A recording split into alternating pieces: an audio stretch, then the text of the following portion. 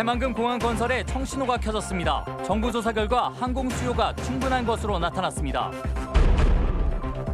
친환경 전기 시내버스 200여 대가 도입됩니다. 오염물질 저감 효과와 함께 양산 체제를 갖춘 현대차 전주 공장에도 도움이 기대됩니다. 민주당 전북도당이 유난히 공천을 서두른다는 지적입니다. 인근 광주의 경우 면접 기간도 길고 공천 일정도 여유 있게 운영해 대조적입니다. 여러분 안녕하십니까? 도민 수건 사업 중 하나인 새만금 국제공항 건설에 청신호가 켜졌습니다. 항공 수요가 충분한 걸로 조사됐기 때문인데 남은 건 얼마나 빨리 공사 기간을 줄이는가입니다. 박연선 기자입니다. 미 공군기지의 활주로를 빌려 쓰는 군산공항. 국내선 전용인 군산공항을 대체할 국제공항은 도민들의 오랜 수건입니다. 국토교통부가 새만금 국제공항 필요성을 가늠할 첫 관문인 항공수요조사 결과를 발표했습니다. 국내선과 국제선을 합해 2025년 67만 명, 2055년 133만 명에 이를 것으로 예측됐습니다. 경제성만으로만 되는 것도 아니기 때문에 여러 종합적으로 분석을 해보고 나서야 저희가 향후 절차를 진행할지 말지를 결정할 수 있는 부분이고, 사실 이번 결과는 전라북도가 자체 조사한 2030년 402만 명에 비하면 4분의 1에 불과합니다. 하지만 무안국제공항의 지난해 이용객이 30만 명이라는 점을 감안하면 새만금 공항 수요는 그나마 청신호라는 분석입니다. 새만금 국제공항은 2년 전 제5차 공항개발 중장기 종합계획에 반영돼 지난해 항공수요조사가 착수됐습니다. 다음 단계인 타당성 조사를 비롯해 공항 건설을 확정짓기까지는 아직 절차가 많이 남아 있습니다. 전라북도는 정부를 설득해 세계 잼버리가 열리는 2023년까지 최대한 절차를 서두른다는 계획입니다. 기간이라는 것이 6, 7년은 금방 넘어갑니다. 최소한의 어떤 그 비행기의 어떤 운용이 가능한 그런 공간을 1단계로 만들어내는 것이 중요하다고 생각합니다. 한편 국토부는 새만금 국제공항의 최적지로 현 군산공항 서쪽 180만 평의 공항 예정 부지를 지목했습니다. MBC 뉴스 박연선입니다. 경유버스는 대기 오염원 가운데 하나지만 그동안 교체 비용 탓에 그대로 운영돼 왔는데 해결책으로 전라북도가 전기 버스를 도입하기로 했습니다. 강동엽 기자입니다. 버스는 시민들에게 꼭 필요한 교통수단이지만 누구도 대책 없이 뿜어져 나오는 매연이 좋을 리 없습니다. 도내 시내버스 가운데 40%가량인 380여 대가 좋지 않은 대기오염 물질을 배출하는 경유차입니다. 상당히 불쾌하죠. 목도 따갑고 기름 냄새 할 땐 좋은 건 아니니까 모든 사람들한테. 사정이 이렇다 보니 전라북도가 전기버스 도입에 나섰습니다. 오는 2023년까지 902억 원을 투입해 전주와 군산, 익산에 216대를 보급하고 충전소 100여 곳도 설치하기로 했습니다. 전기버스는 대당 4억 8천만 원이 드는데 경유차 가격인 1억여 원만 내면 되고 연료비까지 아낄 수 있어 업계 반응도 좋습니다. 무엇보다 이산화탄소와 질소산화물 같은 대기오염 물질을 연간 14,000톤가량 줄일 수 있습니다. 전기버스 보급은 현대차 전주공장에도 호재입니다. 안정적인 물량 확보는 물론 성능을 홍보하는 계기가 될 수 있기 때문입니다. 1회 충전 시에 319km까지 달릴 수 있습니다. 그래서 웬만한 시내버스는 충분히 가능하고요. 전기버스 보급이 환경을 살리고 답답한 지역 경제에도 호재로 작용할 수 있을지 주목됩니다. MBC 뉴스 강동엽입니다.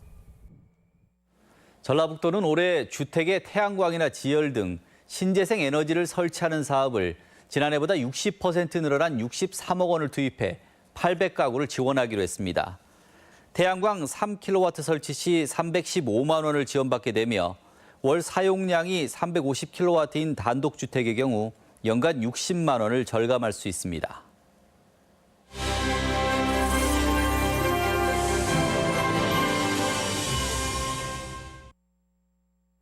민주당 후보들이 도당 공천이 너무 조급하다며 불만을 나타내고 있습니다.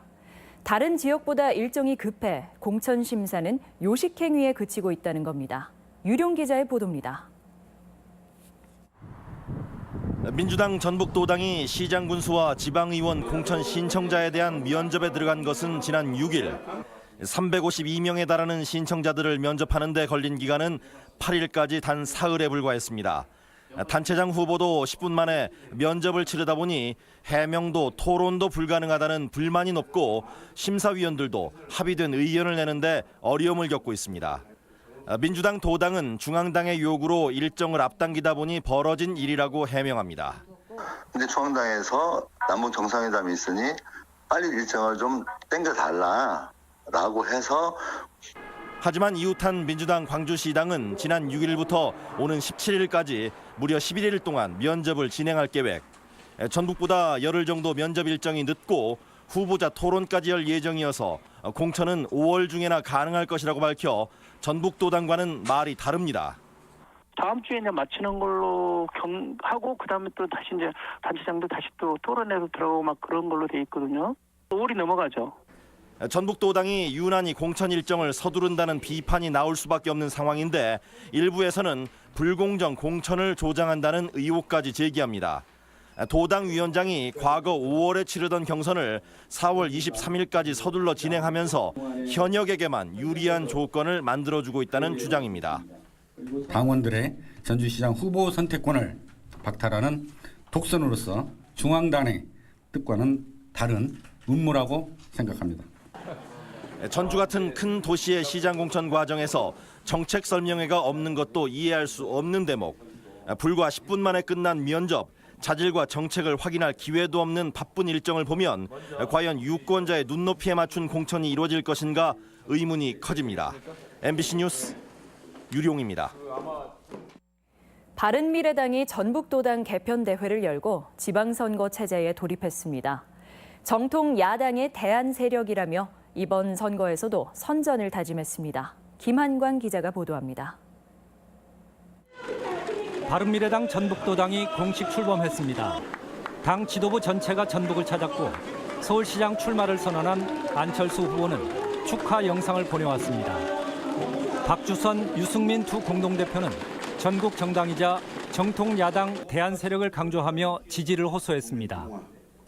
중도, 개혁, 실용 기치를 들고 이 땅의 대한민국 정치를 제대로 한번 바꾸겠다. 우리 지역 장벽 허물고 구태정치 부수고 우리 대한민국의 미래를 위해서. 전주의 정운천, 군산의 김관영 의원은 과거 바른정당과 국민의당을 대표해 공동으로 도당 위원장을 맡아 지방선거를 진두지휘합니다. 선거 초반 인물난을 겪고 있지만 지방의회 진출부터 차분하게 준비해 도민들의 지지를 얻겠다는 각오입니다. 시의원, 도의원을 만들어서 정말 균형 있게 지방정부의 자치를 할 수 있도록 그렇게 해볼 생각입니다. 바른미래당에서는 지금까지 시군 단체장과 도의원의 각 4명, 시군 의원의 12명이 출마를 선언했고 지속적인 인재 영입을 추진하고 있습니다. 바른미래당의 조직 개편으로 도내 각 당의 지방선거전도 한층 속도를 낼 것으로 전망됩니다. MBC 뉴스 김한광입니다. 민주당이 전주와 임실, 부안의 단체장 후보를 경선으로 공천하기로 했습니다. 민주당 도당은 공천관리위원회를 열어 전주는 김승수, 이현웅 등 2명, 임실은 박성수, 전상두, 한병락 등 3명, 부안은 권익현, 김성수, 김인수, 서주원 등 4명이 경선을 치르도록 확정했습니다. 민주당은 지난 이틀 동안 도의원과 시군의원 23개 선거구의 단수 공천자를 확정했고 내일은 추가로 50여 선거구의 경선 대상을 확정할 계획입니다. 국가권익위가 군산 하수관거 사업의 사기 시공 의혹에 얼마 전 재수사를 의뢰했습니다. 수사가 이루어지면 벌써 3번째 수사여서 이번에는 결과가 달라질지 관심이 쏠리고 있습니다. 박찬익 기자입니다. 구속! 수사하라! 수사하라! 수사하라! 수사하라! 군산 지역 시민단체들이 BTL 하수관거 사업에 대한 철저한 수사를 촉구하고 있습니다. 양심과 검찰의 위상을 걸고 철저히 수사하여 반드시 진실을 밝혀줄 것을. 지난달 국민권익위가 7년 전 준공된 BTL 하수관거 가운데 1100여 미터의 오수관과 맨홀이 도면대로 시공됐는지 의문을 제기했습니다.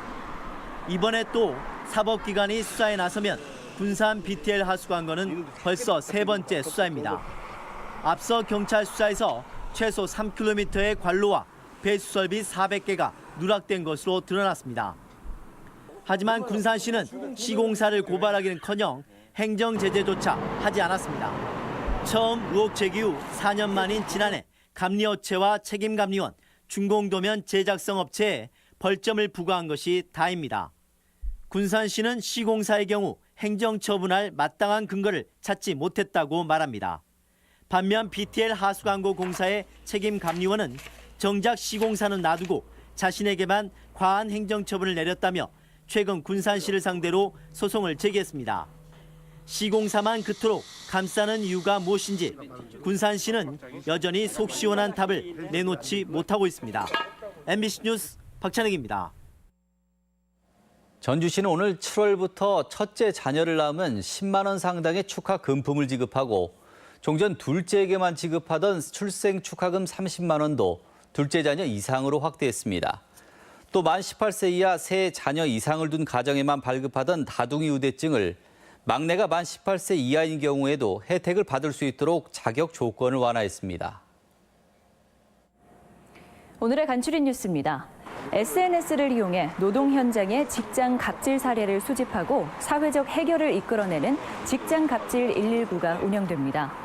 전북 직장 갑질 119 준비위는 카카오톡 오픈 채팅방과 페이스북 대나무 숲을 통해 5월부터 정식 활동에 들어간다고 밝혔습니다. 익산시는 시 권역에 14개 블록을 나눠 수돗물의 유입과 유출 지점을 실시간 감시해 새는 수돗물을 잡기로 했습니다. 시는 2021년까지 노후관 74km를 교체해 현재 73%인 유수율을 최대 80%까지 끌어올릴 계획입니다. 군산 지역 관광객 수요에 대응해 맛집 발굴이 추진됩니다. 군산시는 시민 설문을 통해 음식점 170개소를 추천받았으며 실태조사와 함께 현지 방문을 통해 맛집을 지정하기로 했습니다. 농촌진흥청은 기후변화로 꽃이 일시에 피고 고령화로 인공수분 인력을 구하지 못해 꿀벌을 이용한 수정 기술을 개발했습니다. 꿀벌을 이용하면 인공수분보다 비용이 70% 줄어들지만 수분 효과는 1.6배나 높아집니다. 간추린 뉴스였습니다. 전주지방법원은 익산 웅포 골프장을 운영하며 각종 논란을 일으켜온 웅포 관광 개발에 대해 직권 파산을 선고하고 파산 관제인을 선임해 청산 절차에 돌입했습니다. 직권 파산이 선고되면서 회생과 파산 모두를 반대해온 일부 회원권 소유자들과의 법적 다툼도 우려됩니다. 오늘 오후 1시 반쯤 완주군 소양면의 한 돈사에서 불이 나 돼지 650여 마리가 타 죽고 축사 일부가 소실됐습니다. 경찰은 용접 작업을 하다 튄 불꽃이 축사로 번진 것으로 보고 정확한 화재 원인을 조사하고 있습니다. 지방분권 개헌안의 빠른 처리를 촉구하는 시민사회단체의 목소리가 커지고 있습니다. 지방분권 개헌 국민회의는 오늘 국회에서 기자회견을 갖고 자치입법권의 실질적인 보장 등을 담은 지방분권 개헌안을 조속히 합의할 것을 촉구했습니다. 전북권 뉴스였습니다.